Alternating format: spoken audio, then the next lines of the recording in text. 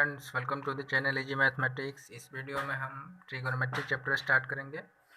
इसमें पहला होगा इंट्रोडक्शन पार्ट, उसके बाद कुछ इंपॉर्टेंट फार्मूलाज को देखेंगे और उसी के हेल्प से कुछ एग्जांपल्स को सॉल्व करेंगे। ठीक है, तो पहला ये क्वेश्चन आता है कि what is trigonometry.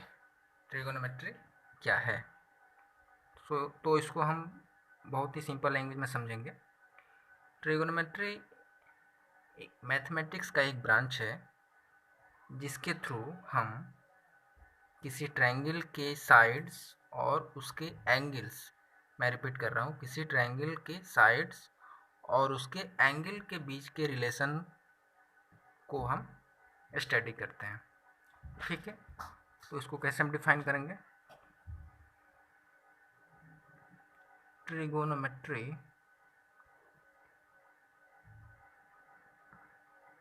is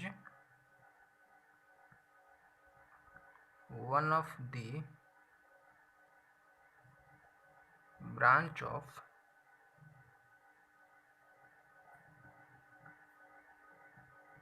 mathematics in which we study about the relation between sides and angles in a triangle। ठीक है, बहुत ही सिंपल डेफिनेशन है।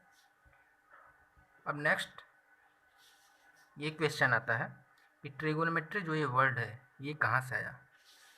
ठीक है, इसको ट्रिगोनोमेट्री क्यों बोलते हैं इस चैप्टर को? जो ट्रिगोनोमेट्री जो वर्ड है, ट्रिगोनोमेट्री यह एक इंग्लिश वर्ड है,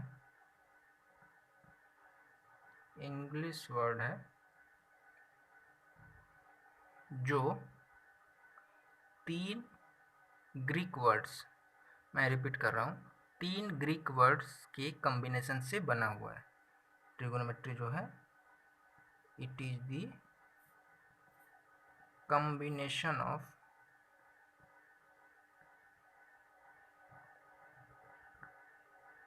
3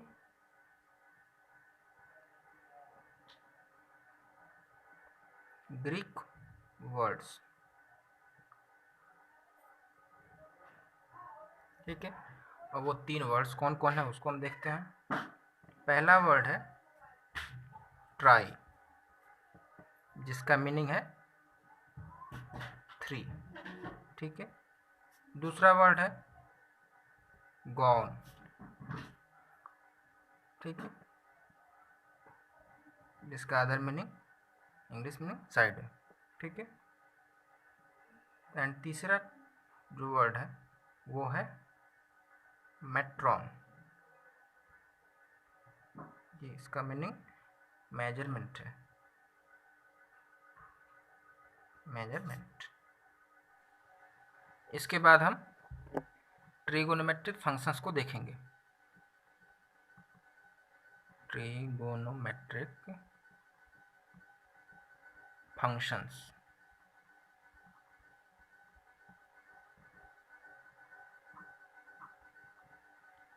ठीक है, तो जनरली ट्रिगोनोमेट्रिक फंक्शंस 6 होते हैं।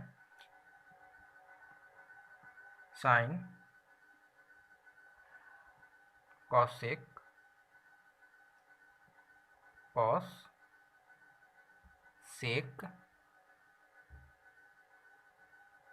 Tan, cot. लेकिन ये 6 में से आपको सारे को याद करने की ज़रूरत नहीं है, मैं बता रहा हूँ। साइन, कॉसेक, कॉस, सेक, टैन, कॉट। इसमें साइन का रेसिप्रोकल कॉसेक होता है, कॉस का सेक, तो टैन का रेसिप्रोकल कॉट होता है। ठीक है, रेसिप्रोकल मीन्स इनवर्स, उल्टा।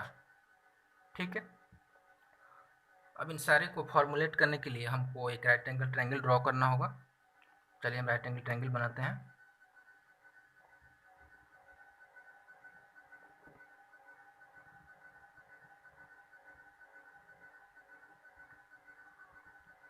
ए B C, suppose angle B is right angle, ठीक है। और यहाँ मैंने सी को थीटा मान लिया कि एंगल सी थीटा है, ठीक है। ए सी, ये इसको क्या बोलते हैं हम? इसको बोलते हैं हाइपोटेनियस, हाइपोटेनियस। और इसको शॉर्ट में हम एच से रिप्रेजेंट करते हैं। इसको हम बेस बोलते हैं, बेस को बीच से रिप्रेजेंट करेंगे शॉर्ट में। इसको हम परपेंडिकुलर, परपेंडिकुलर, और इसको शॉर्ट में हम पी से रिप्रेजेंट करते हैं, ठीक है।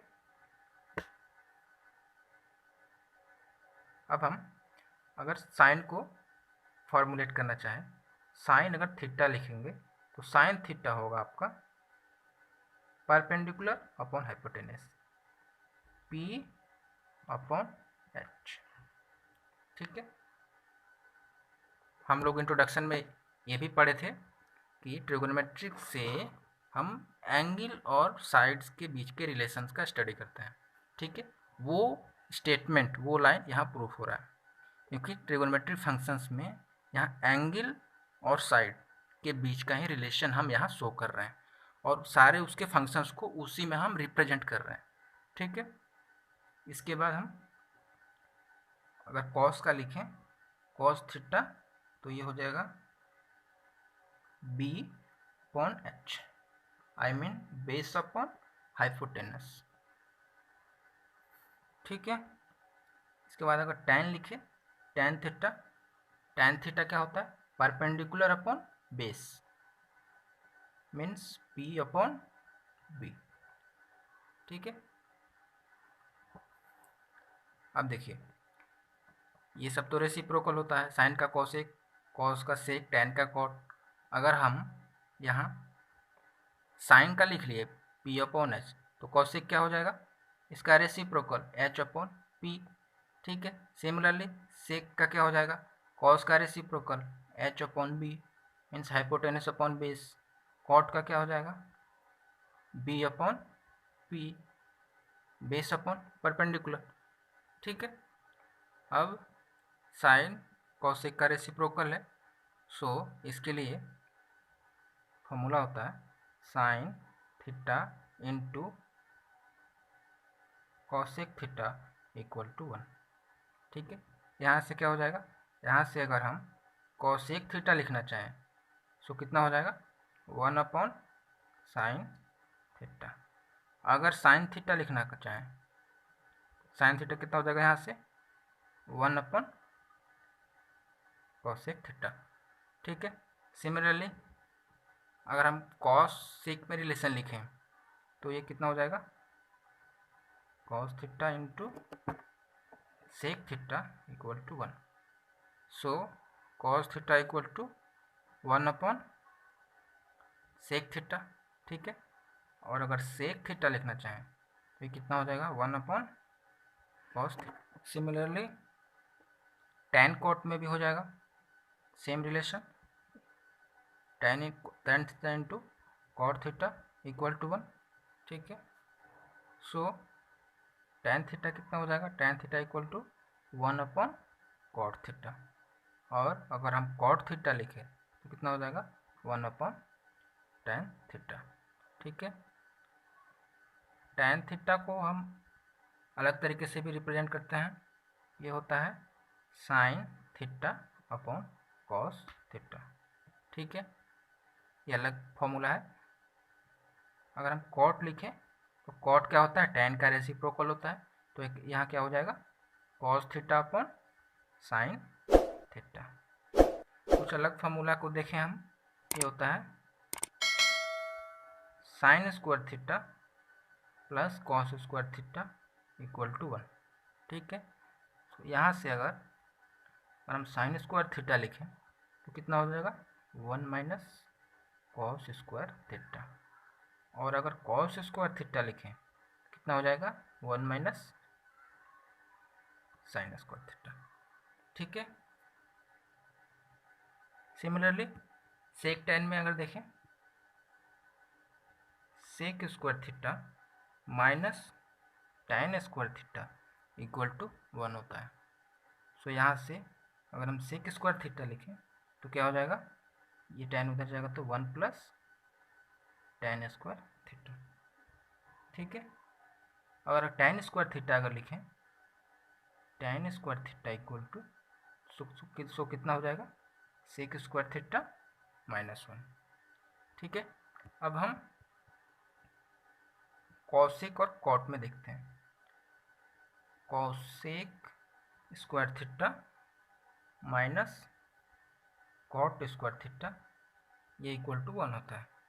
सो यहाँ से इस एक्सप्रेशन से अगर हम कॉसेक स्क्वायर थीटा लिखें तो कितना हो जाएगा 1 प्लस कॉट स्क्वायर थीटा। ठीक है, अगर कॉट स्क्वायर थीटा लिखें तो कितना हो जाएगा कॉसेक स्क्वायर थीटा माइनस 1। ठीक है, इसके बाद हम ट्रायंगल के sides I mean hypotenuse perpendicular base में रिलेशंस देखते हैं। ठीक है, हाइपोटेनस को मैंने h से रिप्रेजेंट किया था, तो h इक्वल टू होता है अंडर रूट पी स्क्वायर मतलब perpendicular square plus base square. ठीक है, सेकंड p इक्वल टू मतलब परपेंडिकुलर इक्वल टू ये हो जाएगा under root hypotenuse square h square minus base square. ठीक है, बी स्क्वायर, और लास्ट बेस इक्वल टू होता है अंडर रूट एच स्क्वायर मतलब hypotenuse square minus P square. ये बहुत ही बेसिक एग्जांपल है। इन ट्रायंगल ए बी सी, एक ए बी सी ट्रायंगल है जिसका एंगल बी राइट एंगल है और A B 24 centimetre and B C 7 centimetre है। Then find the value of sine A and cos A. ठीक है, सॉल्यूशन, एक राइट एंगल ट्रायंगल बना रहा है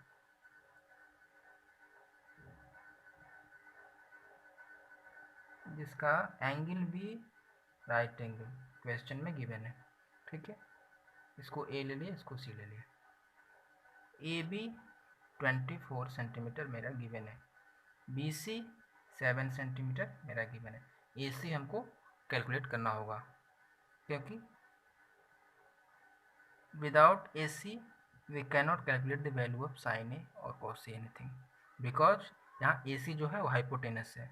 ठीक है, और साइन और कॉस दोनों को कैलकुलेट करने के लिए हमको हाइपोटेनस की ज़रूरत पड़ेगी।